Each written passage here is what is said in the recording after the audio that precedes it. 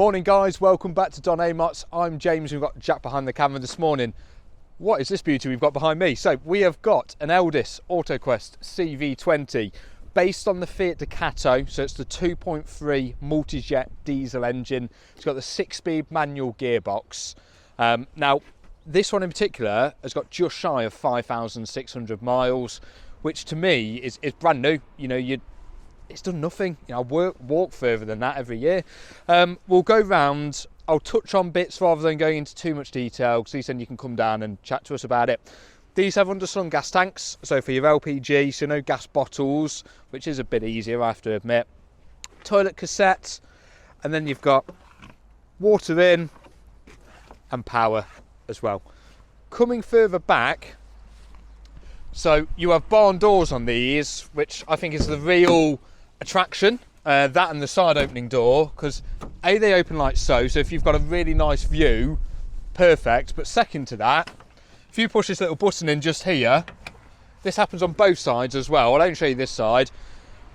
I just think it's brilliant, because I've seen so many people put little tents on the back or pop your table out here with chairs, having your barbecue here. I just think it gives you many more options. Now, as you guys probably know, these are just shy of 6 meters, so they're nice, like a dinky van. So they're size, you know, not much bigger than a normal car in all fairness, probably only a metre or so. So you can still use it as a day vehicle, still go to Tesco in it, still park it normally. It's not going to get in the way of anything. So coming along this side, should have pointed them out previously, but I forgot. So this has got your alloys. So multi-spoke, multi-coloured. They look really smart. You've got your big DOMETIC awning on the top as well. That is manual and that winds out. I'll show you the manual winder in a moment. And then you've got your LED strip above the door, which is at night really bright. Just below us, we've got your habitation step, so no need for a little plastic one like over there. Makes life a lot easier. So, Jack, before we go in, dude, so on here, fly screen. You'll definitely need that if you go up to Scotland.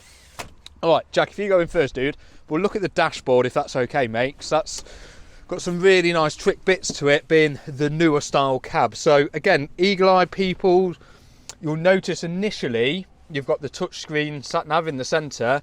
You will also notice where the dials are, it looks blank. It looks like there's no speedometer or no rev gauge. That's because it's all digital. You will notice this on the slightly newer ones.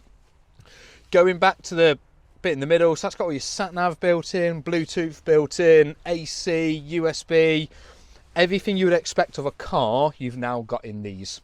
You also have automatic headlights, electric wing mirrors, electric windows, and in this particular model, you've also got the blinds. So I'll just do it on this side so you get a good idea. They concertina back and they hide. That's the same on the driver's side, and also the same on your windscreen. You can just see the pinch points, and then they marry in the middle. Now, I've only spanned this seat round at the moment just to show you, but that driver's seat does spin round as well, so you could use this as a dining space. You do have a freestanding table just hidden back there as well. I think that's brilliant, and obviously you can use that back here in the lounge area, but probably more importantly, you can use it here, so if you've got your barbecue going, you don't have to carry another table or try and put it anywhere. Now, behind Jack, we have got a lovely large Thetford fridge freezer. Go on, let's see how much beer and wine you can get in there. Plenty. Good size. Loads of room. And then underneath it, we've got your wardrobe. So in there, you've got your hanging rail at the top. I have seen people put shelves in there as well, just to use it as a different space. Personal preference at the end of the day, but it's a large space. Just back here, we've got another plug socket. So if you are using anything on the counter or for outside, and then you've got 4 wonderfully sized drawers. I won't open them all, you get the idea, but it's perfect. Lovely large fridge, sink. God, that doesn't look like a fridge, does it? Cold weather's playing havoc on my brain today. And then coming down, we've got just more cubby space. That's one thing you'll find about these CVs. For saying they are a little van, they've got a lot of space. Now, I've done this completely cack-handedly there for Jack, so I do apologise, mate. But again, where you can put your plates, and then you've got your lovely Russell Hobbs microwave. Just below, we've got your oven. So you've got your 3 gas burners on the top, and then obviously just below. All for your bacon. So if we try and go in the toilet, mate, if you come this way, and if you jump in, you're probably best as going in. It's a bit tight otherwise. But again, it is a wet room, but you have a shower, a toilet, a basin, a vanity mirror, everything you need. You know, I'd imagine most people, if you're on a site, you'll use the facilities, but otherwise you have got everything there, so you can still live comfortably. Now, coming further back, so this is obviously your lounge area and also your bedroom. You've got a couple of options here. So people use these as singles. So you've got really long singles. So if you're 6 foot, you're fine. You remove these backs and then you've obviously got a nice wide bed. Second to that, this also creates a double. So from just here, this then marries up and meets, and it's a nice wide large double. You'd probably sleep on it transversely. I could probably sleep on it either way because I'm not the tallest bloke in the world. But yeah, you can sleep on it either way. So you've got plenty of options. Above us, you've got all these wonderful cupboards. That one's got a couple of USB connections as well, which is quite handy. It's also got the booster for the aerial. I won't go into that for the minute. Then in these cupboards, so this particular van has got a solar panel. So that's your Truma solar charger up there as well.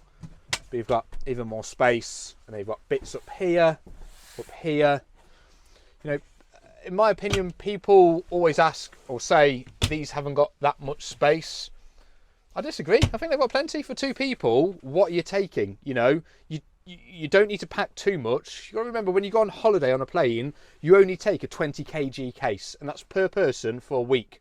Well, I can fit that in here, so why haven't you got enough space? Coming under here, you've got even more. Actually, I'll do that a different way, mate, so we can see that easily.